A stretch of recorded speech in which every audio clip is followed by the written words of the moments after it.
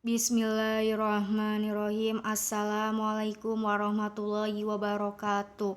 Perkenalkan, nama saya Melati Rahmawati. Saya ingin mempresentasikan proposal skripsi yang berjudul Pengaruh Kualitas Pelayanan, Lokasi, dan Kualitas Produk terhadap Kepuasan Konsumen pada distributor beras sumber daya 2 Kota Cirebon.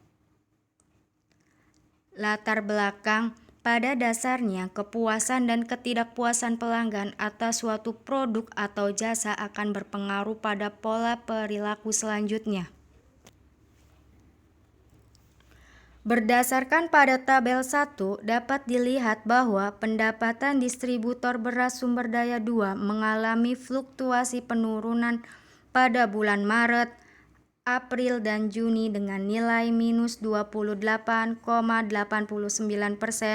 pada bulan Maret minus 12,32%, pada bulan April dan Juni minus 90,29%. Sehingga pemilik usaha hendaknya perlu mengetahui penyebab penurunan penjualan ini.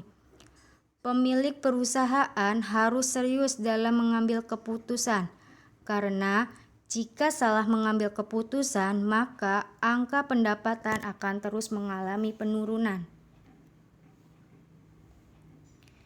Definisi variabel dibagi menjadi 4.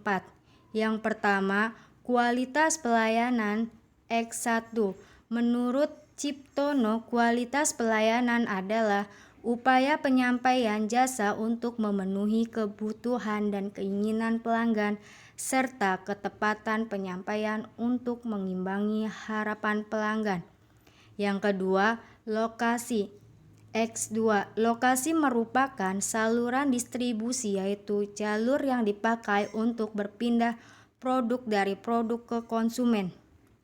Menurut Lupioadi, lokasi adalah keputusan yang dibuat perusahaan berkaitan dengan di mana operasi dan stafnya akan ditempatkan. Yang ketiga, kualitas produk X3. Menurut Denny Irawan dan Edwin Japarianto, kualitas produk adalah sekumpulan ciri-ciri karakteristik dari barang dan jasa yang mempunyai kemampuan untuk memenuhi kebutuhan, yang merupakan suatu pengertian dari gabungan daya tahan, keandalan, ketepatan, kemudahan, pemeliharaan, serta atribut-atribut lainnya dari suatu produk. Yang keempat, kepuasan konsumen. Y.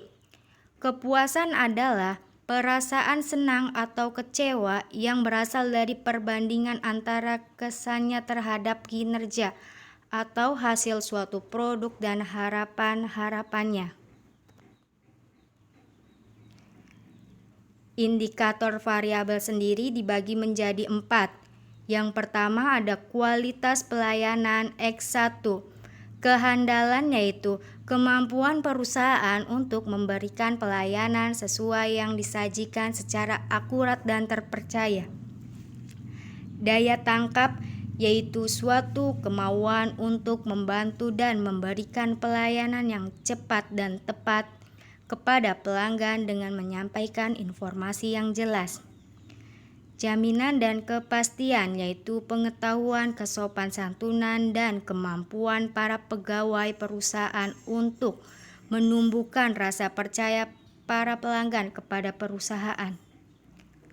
Empati yaitu memberikan perhatian yang tulus dan bersifat individual atau pribadi yang diberikan kepada para pelanggan dengan berupaya memahami keinginan konsumen. Bukti fisik yaitu kemampuan perusahaan dalam menunjukkan eksistensinya kepada pihak eksternal. Yang kedua, lokasi X2. Akses yaitu lokasi yang dilalui mudah dijangkau sarana transportasi umum. Visibilitas yaitu lokasi atau tempat yang dapat dilihat dengan jelas dari jarak pandang normal. Lalu lintas, Fasilitas berparkiran, tempat parkir yang luas, nyaman, dan aman baik untuk kendaraan roda 2 maupun roda 4.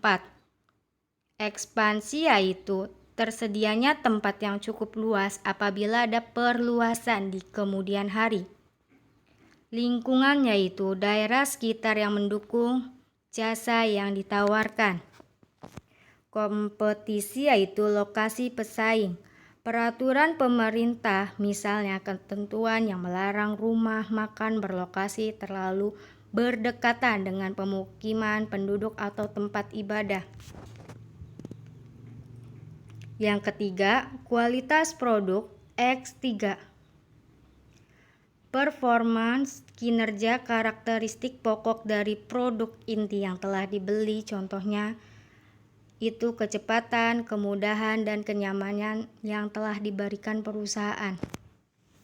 Keistimewaan atau ciri-ciri, karakteristik sekunder atau pelengkap dari sebuah produk. Keandalan, kemungkinan kecil dari produk yang mengalami kerusakan. Kesesuaian dengan spesifikasi, kesesuaian karakteristik, desain, dan operasi telah memenuhi standar-standar yang sudah ditetapkan. Daya tahan, seberapa lama produk tersebut dapat digunakan oleh konsumen.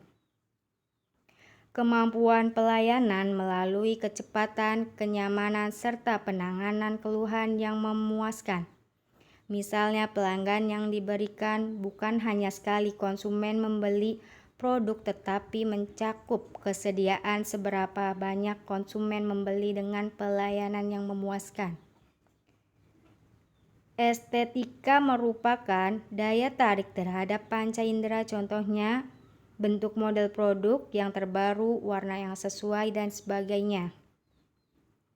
Kualitas yang dipersepsikan, yaitu citra dari reputasi produk dari suatu perusahaan. Yang keempat, kepuasan konsumen. Y. Kesesuaian harapan merupakan tingkat kesesuaian antara kinerja produk yang diharapkan konsumen dengan yang dirasakan oleh konsumen. Minat berkunjung kembali merupakan kesediaan konsumen untuk berkunjung kembali atau melakukan pembelian ulang terhadap produk terkait. Kesediaan merekomendasikan merupakan kesediaan konsumen untuk merekomendasikan produk yang telah dirasakannya. Hipotesis penelitian. Hipotesis adalah jawaban sementara terhadap rumusan masalah penelitian di mana rumusan masalah telah dinyatakan dalam bentuk kalimat pertanyaan. Selanjutnya, hipotesis akan diuji oleh peneliti dengan menggunakan pendekatan kuantitatif. Hipotesis ditolak apabila faktanya menyangkal dan diterima apabila faktanya membenarkan. Di sini kesimpulan sementaranya adalah H01 bahwa kualitas pelayanan tidak mempunyai pengaruh signifikan terhadap kepuasan konsumen. HA1 kualitas pelayanan mempunyai pengaruh signifikan terhadap kepuasan konsumen. H02 bahwa lokasi tidak mempunyai pengaruh signifikan terhadap kepuasan konsumen. HA2 lokasi mempunyai pengaruh signifikan terhadap kepuasan konsumen. H03 bahwa kualitas produk mempunyai pengaruh signifikan terhadap kepuasan konsumen. H3 kualitas produk tidak mempunyai pengaruh signifikan terhadap kepuasan konsumen. Metode penelitian. Di sini ada jenis penelitian. Dalam penelitian ini, penulis menggunakan metode pendekatan kuantitatif. Metode kuantitatif yaitu penelitian yang berlandaskan pada filsafat positisme digunakan untuk meneliti pada populasi atau sampel tertentu. Pengumpulan data menggunakan instrumen penelitian. Analisis data bersifat kuantitatif atau statistik dengan tujuan untuk menguji hipotesis yang telah ditetapkan. Populasi dan sampel. Populasi adalah wilayah generalisasi yang terdiri atas objek kualitas dan karakteristik tertentu yang ditetapkan oleh peneliti untuk dipelajari dan kemudian ditarik kesimpulannya.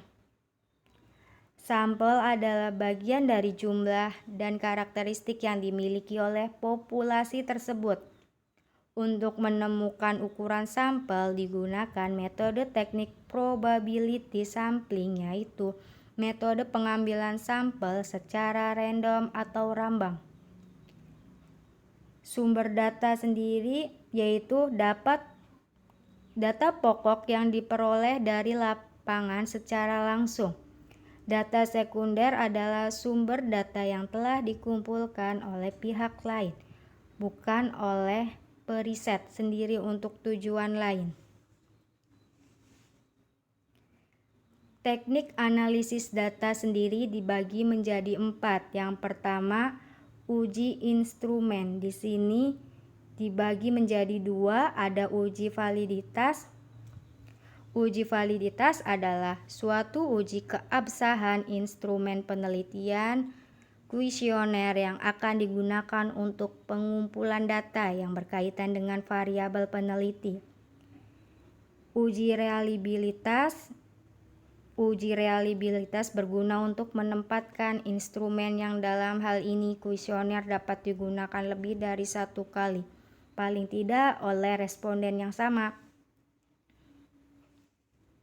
Yang kedua ada uji asumsi klasik.